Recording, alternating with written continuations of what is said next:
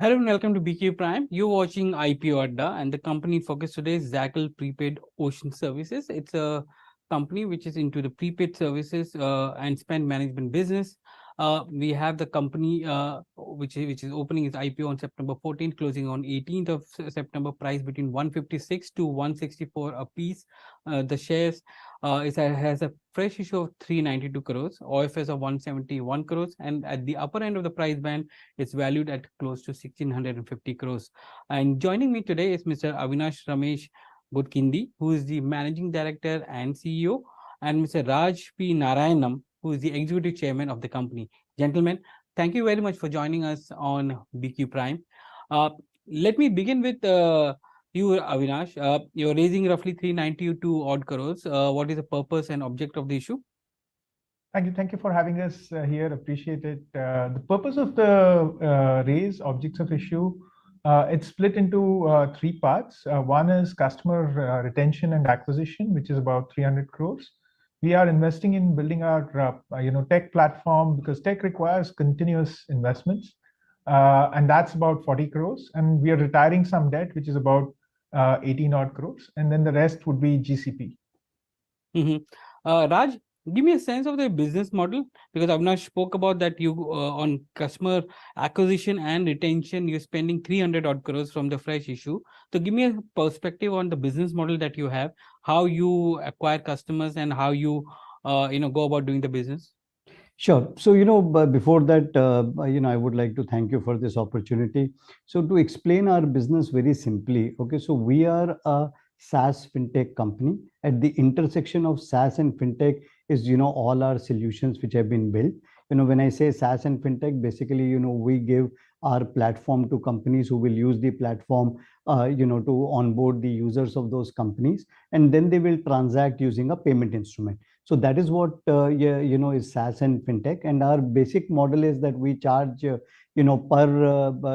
user in the platform, and then on the transaction we earn something called as interchange. This is our business model. We go deploy our platform across companies and then charge them for the user fee, and then whatever transactions are doing, we make an interchange fee there. Okay, so there are two things, two wings of revenues coming in for you. Yes. One is the user fee which you come which is a one time every time you onboard an user, and the second one is the interchange fee which is there. I assume that the interchange fee comes from the banks and others Yes. with whom you transact. What is the kind of user fee like per customer? So it depends, sir. Our rack rate is 249 per user per month, but depending on like how large, how big is the size of the of the company, we move anywhere between let's say 125 to 249. So to understand this correctly, Raj, you're basically saying that every time you onboard an user, you get a rack rate of 249 or lower based on the quantum or the volume of business that comes in. Yes. And the recurring revenue would be the interchange fee every time the user does it, or the company which is filling the prepaid card and the user using it through interchange is the recurring revenue for you, right? No, the recurring revenue is the SaaS fee. Okay, and which is like when the user uses the platform is the recurring fees, and the interchange is a fee when they transact, when the user goes and uses his card at any merchant, whether online or offline. The interchange which is generated post swiping the card is what is the transaction revenue.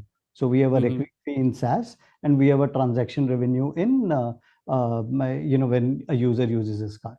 So just to get an idea that if a company is filling a prepaid card and giving to an employee, and you get at that point in time the amount which is there, a one-time fee. Does every time the filling happens, you get that fee? So let me step in here.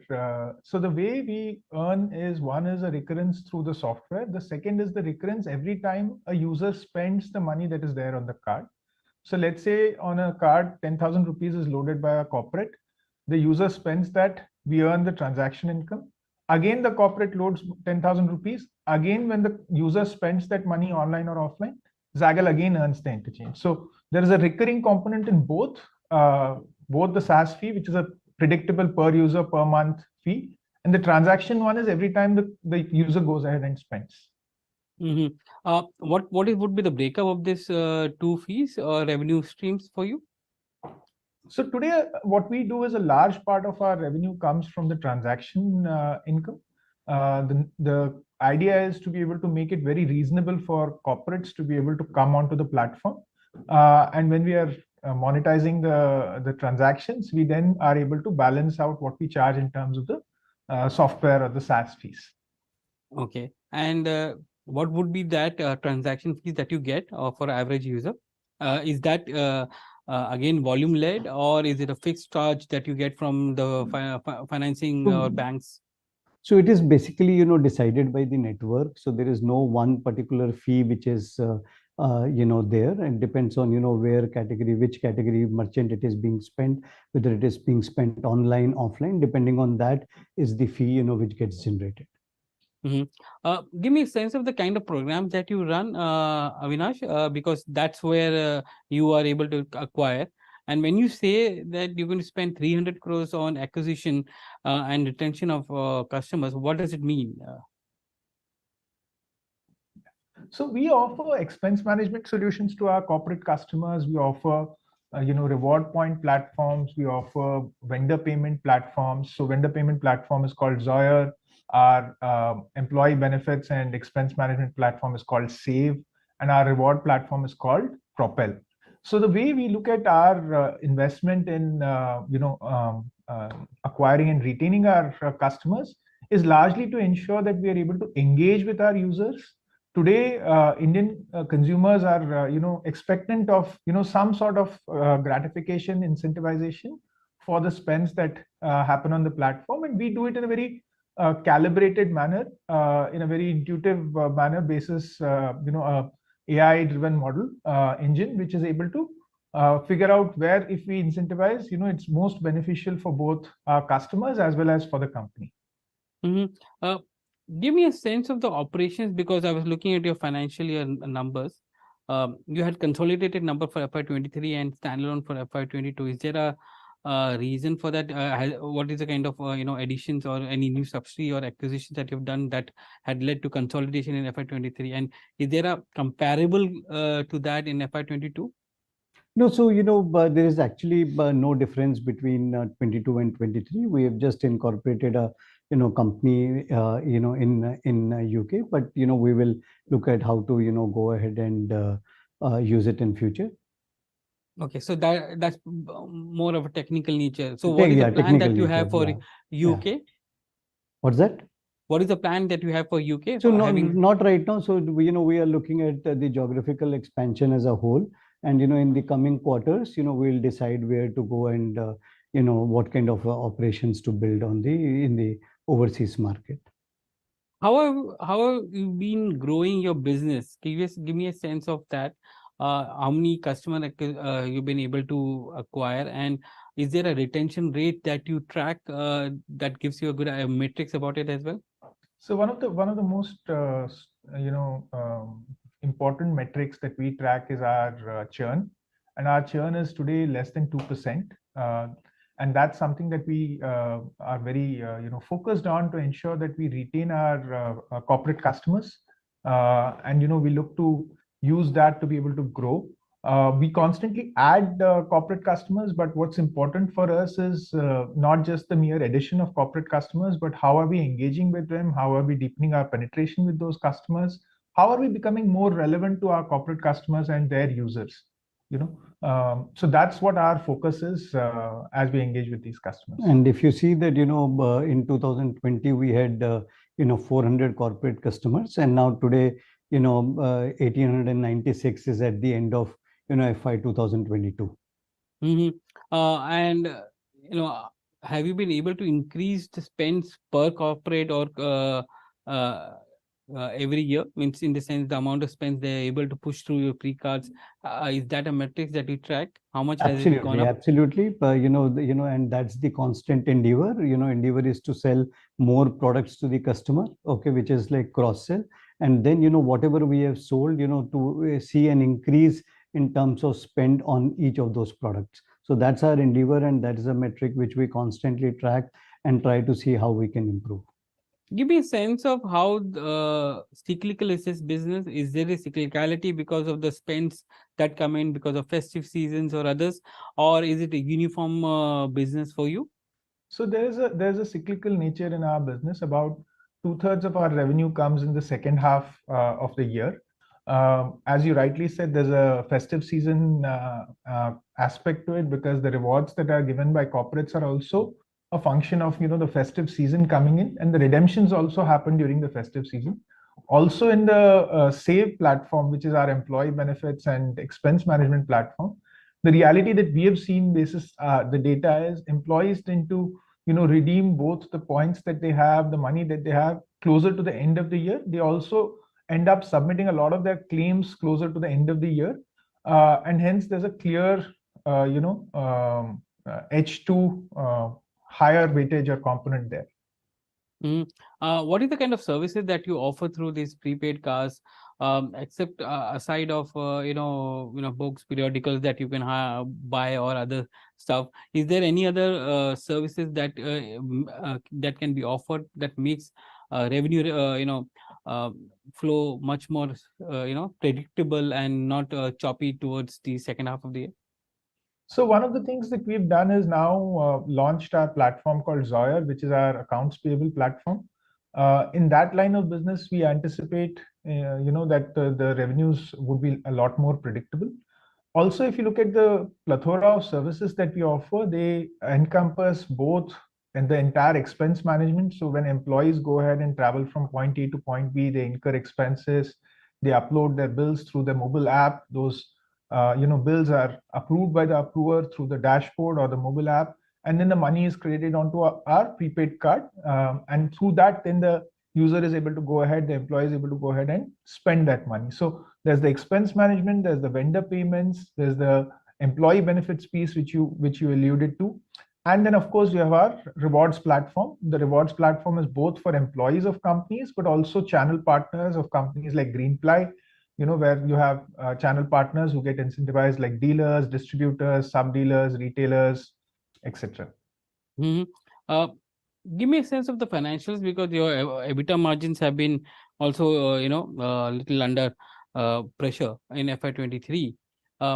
Where do you see these margins stabilizing, and what kind of margins can we expect in this business? So this FY23, we clocked revenues of 553 crores and an EBITDA of about 49 crores. The EBITDA that you're alluding to, there's a slight dip because of the fact that we have had some ESOP costs. We issued ESOPs last year to all employees because we wanted to share the wealth, spread the happiness, and that has resulted in an investment, is how I would call it, as a ESOP cost. And also we have invested very significantly in platforms like Zoyer, our corporate credit card platform, which was recently launched. So there's a lot of investment that we've made, and that has led to a slight dip, but we anticipate in future to be able to improve on this. What could be the industry EBITDA margins that we can expect? Just to get an idea, because you are one of your kind in business. So just to understand the business better, what kind of margins can we look at, or what should be the margins in this business? Sir, we would want to refrain from forward-looking statements. But okay, let me say if FY22 we had 16% margin. Are we going to go? Is that the normal margin level in this industry? This industry is still evolving in India. If you look at it, we don't have any like-for-like peers in India. Spend management globally is a very large space, and if you look at digitizing of spends, that is a theme that is ubiquitous. You have companies who are looking to digitize their spends to increase their efficiency, reduce manpower, reduce leakage. So that's a theme. Go green. A lot of companies really love the fact that we are able to actually allow their employees to scan their bills, upload their bills digitally without having to print a form, staple it, and submit it, etc. Right. So these are themes which have a very clear secular trend upwards, and we believe that this is going to help all businesses which are in the spend management space, provided you're able to actually cater to the needs of your corporate customers and users effectively. So just to also add to it, Sajid, if you look at in COVID, COVID was like, the if the digitization theme which was there, it rapidly means rapidly, took off, and we actually call COVID the best CTO, in terms of digitization. And what it brought about was companies to tell them that if you are not digital in nature, your operations, your employees, all information flowing through them can actually become detrimental to your business. So it is extremely important for companies to remain digital in future. And the kickoff which happened, and this is the decade of digitization, is how we feel. And we think that more and more businesses will adopt the digitization theme, and hence we will be a beneficiary of that. You come in the intersection of fintech and SaaS. So should the street look at you as a fintech company with the financials, revenues and margins which are in line with fintech, or should you be looked at as SaaS company where the margins are much higher, and then you should be valued accordingly? My question to you would be, sir, why separate it out? Why not create another category which is a combination of best of the world? So what should be the way to look at you, and what kind of would margins be should would we be to look at that that fintech? to be to be looked at as a company which is at the intersection of SaaS and fintech, be able to get the best of both. Uh, how do you see spend management moving from here, Raj? Because a lot of that spend management is also discretionary in nature. At times of stress, these are the ones first to get cut off. How have you seen in the last 3 years? I don't want a FY 24-25 level, but Right. you have seen how spend management has picked up since COVID. So can you give us an idea of how that spend management is there? Because you will become a proxy for consumption and discretionary spend. Correct. Which comes in. Correct. So, sir, for any business to do, there have to be vendors and there have to be consumers. So as long vendors will be there, okay, as long as users will be there or consumers will be there, this is going to become overall, a criteria which is going to go more and more in future. Okay, so what I think is that it is not really discretionary in nature, to go ahead and pay to your vendors. And Zoyer, which is our platform for accounts payable, is a platform which will be used throughout the year. Okay, and it is not discretionary in nature. It is like you have to use the platform to be able to efficiently make your processes better. So what I think is that over a period of time, sir, what is even probably what is discretionary small part of our business will also become the norm in the future. Is there a do you need to constantly invest in acquisition and retention of customers in this business, Avinash? My point is that your future cash flows be used aggressively to continue to do this kind of thing, or is it at some point in time it will be a less burden on the company with respect to acquisition and retention of customers? So let's look at it this way, right? When you are actually engaging with users and corporate customers, you want them to engage with your platform and have a sense of happiness and satisfaction that yes, this is a great platform. Because we are still a very young company, this is a very young space. You want every user to be a spokesperson for your business. You want them to go out there and tell their peers, their employer, anybody who's willing to listen, to say, hey, this is a great solution and this is actually making my life better, right? And in that effect, if there are certain users who are for whatever reason habituated to be nudged initially to start using on the platform, then there is a certain incentivization that we need to make to retain them. As we keep growing, we will keep adding newer users. And what we track is to make sure that are we changing the behavior of these users, that the first time, second time, third time you're giving incentives, and is it coming down? And by maybe the fourth or fifth time, you stop incentivizing that user, and that becomes a habit. So I'll give you a parallel. If you look at Zomato or Swiggy or any of these platforms, when they started off, all the delivery was free, and today they're able to charge a convenience fee, and all consumers are happily paying that fee. In fact, now they're charging a platform fee, of 2 rupees or whatever, right? 3 rupees.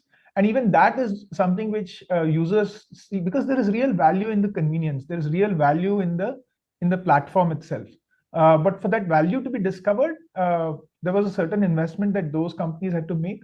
Mind you, though, those are B2C companies, we are a B2B2C company, so our investment is significantly lower, much lower. But we still need to operate in the same world and the same environment that all these companies are operating, and we're dealing with the same set of humans ultimately. My question was that is it fair to compare your model with a Sodexo? So, one part of our business probably you can compare. We have, like, as you said, that there were 5 parts. I think one part competes or, is similar to Sodexo, but the rest of the 4 parts are completely different. And will that, if there's so much of, returns coming in this business, is this model scalable? And can there be other competitors that can come into this business very quickly? Sir, I think it is a beautiful business. It is a, EBITDA accretive, high margin business. Okay. And what we see You is said that, high margin, but you're not able to comment on the margin part of it. no, so so the word high itself, shows that there is, decent margin. And, looking at us, what we see is that the market, is the TAM is so huge that it will be able to absorb multiple Zaggles. So there could be some people, who through this interview, will get motivated and would want to, start a business like ours, and we would wish them all the best. Gentlemen, it was a pleasure talking to you today. The Zaggle Prepaid Ocean IPO opens on September 14th, price between 156 to 164. The company is raising 563 crores, which includes a fresh issue of 392 crores, and company is valued at roughly 1650 crores at the upper end of the price band. Thank you for watching IPO Adda.